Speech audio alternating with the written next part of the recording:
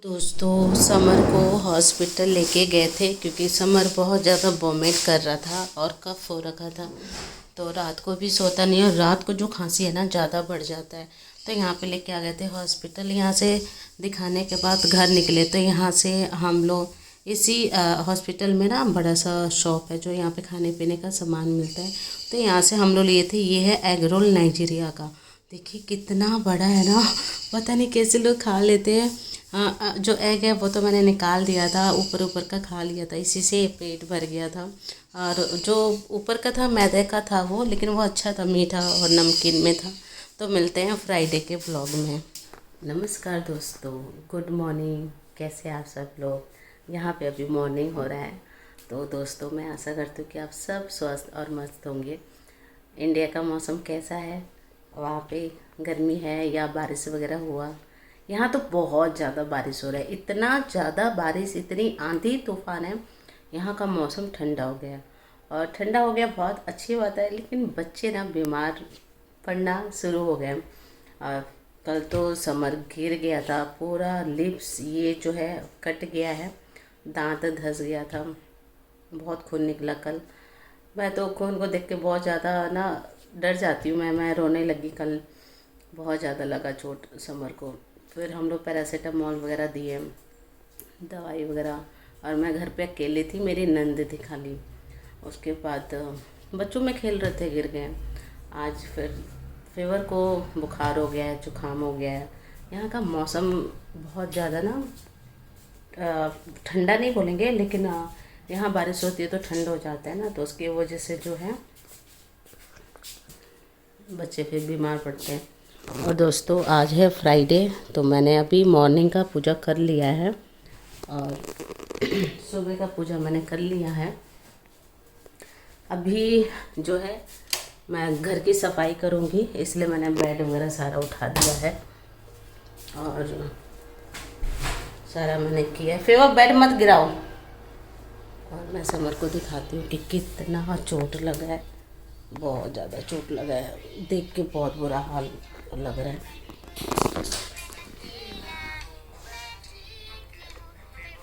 Summer give I open sweet I open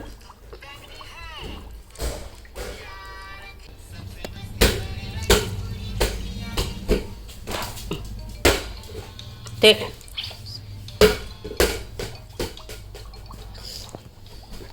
तो दोस्तों अब मैं करूँगी घर की सफाई। बर्तन वगैरह है, गैस है, साफ़ करना है सारा कुछ। तो आप लोग वीडियो में बने रहिए दोस्तों। मुझे बहुत इम्पोर्टेंट बात करनी है आप लोगों के साथ, और बहुत टाइम से सोच रही हूँ कि मैं करूँ शेयर कि नहीं करूँ, क्योंकि ये तो खैर घर का मामला है, घर की बातें हैं ना। लेकिन मेरा दिल कह रहा है कि मैं आप लोगों से सलाह लूँ, इसके बारे में पूछूं क्या राय है आप लोगों का, और क्या मैं जो कर रही हूँ ठीक कर रही हूँ नहीं कर रही हूँ ना। तो आप लोग वीडियो में बने रहिए और मैं आप लोगों को बताना चाहूँगी, आप लोगों से राय लेना चाहती हूँ मैं ना कि क्या है सब ना।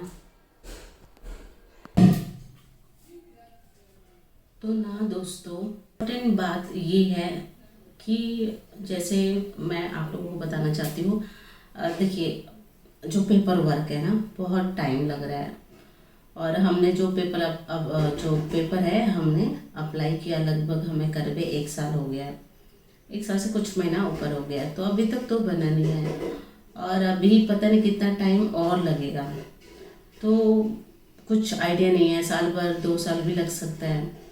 तो मैंने जब घर में डिस्कस किया था अपने फैमिली मेम्बर से, तो कुछ सब लोग तो नहीं, कुछ मेरी सिस्टर वगैरह बोल रही थी कि काफ़ी टाइम हो गया तुम्हें यहाँ नाइजीरिया में रहते हुए, यहाँ भूखे मर रहे हो, खाने खाने के लिए तरस रहे हो, जो चीज़ मतलब तुम दान में दे दिया करते थे वो सब चीज़ें, मतलब इतनी प्रॉब्लम है यहाँ पे, बच्चे भी इतने बीमार पड़ते हैं, डॉक्टर नहीं है ढंग का, उनको भी इतनी प्रॉब्लम फेस करनी पड़ रही है।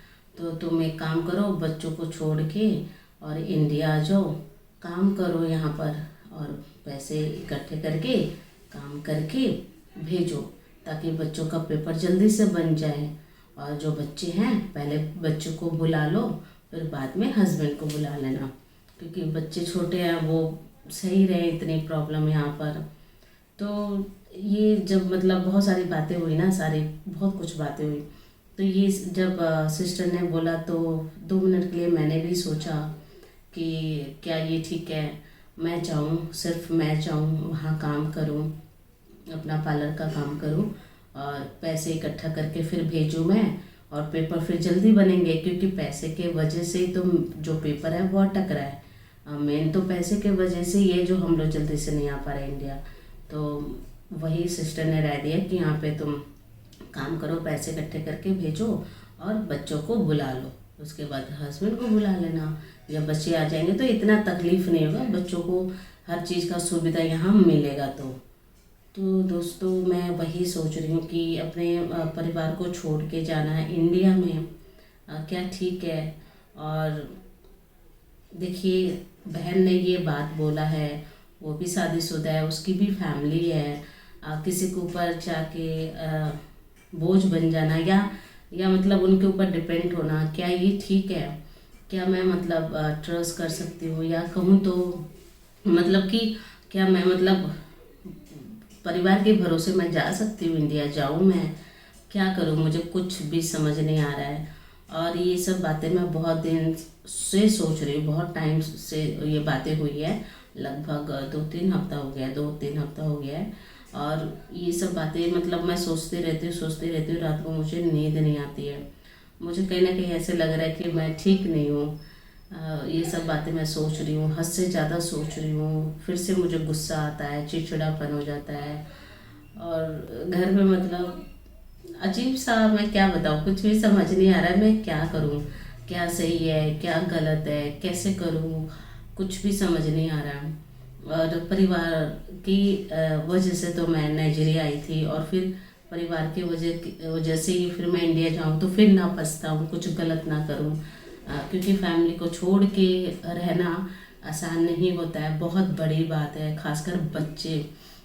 फेवर तो बड़ा है, समझ आता, समर को मैं कैसे छोड़ूं? समर तो एक पल भी मेरे बिना नहीं रहता है, वो मेरे बिना वो रह ही नहीं सकता। और फिर मैं कैसे रहूँगी? मैं ये बातें सोच रही हूँ तो मुझे बहुत ज़्यादा रोना आ रहा है, कुछ भी नहीं समझ आ रहा है कि मैं क्या करूँ, अपने बच्चों को मैं कैसे छोड़ूँ? समर बहुत छोटा है, हस्बैंड को मैंने बोला है तो वो मान नहीं रहे, कह रहे नहीं नहीं जाना है, हम सब साथ में चलेंगे, चाहे जितना भी टाइम लगे। कुछ भी नहीं समझ आ रहा है दोस्तों, मैं क्या करूँ? कुछ भी नहीं समझ आ रहा है। मेरा इंडिया जाने का बहुत मन है, लेकिन अपनी फैमिली के साथ, अपने बच्चों के साथ ना, बच्चों को छोड़ के मैं कैसे जाऊँ? कुछ भी नहीं समझ आ रहा मुझे कि मैं क्या करूँ, बच्चों को छोड़ के जाऊँ। समर तो अभी 2 साल का है, छोटा है ना काफ़ी, वो खाने पीने तो लगा है लेकिन बहुत छोटा है। बहुत सारी ऐसी बातें हैं जो दिमाग में, दिल कुछ कह रहा है, दिमाग कुछ और कह रहा है, कुछ भी नहीं समझ आ रहा है मैं क्या करूँ? प्लीज़ आप लोग ना, अगर इसका कोई हल है, कोई रास्ता है, तो आप लोग मुझे कमेंट बॉक्स में ज़रूर कमेंट करिए दोस्तों, क्योंकि मैं बहुत ज़्यादा कंफ्यूज हूँ, बहुत ज़्यादा सोच सोच के मुझे ऐसे लग रहा है कि मैं कहीं डिप्रेशन में ना चली जाऊँ। बहुत ज़्यादा दिमाग काम नहीं कर रहा है, बहुत ज़्यादा सोच में हूँ मैं। तो यही है, प्लीज़ आप लोग कमेंट करके ज़रूर बताइएगा कि मुझे क्या करना चाहिए ना। मिलते हैं आपसे नेक्स्ट वीडियो में। नमस्ते, बाय बाय।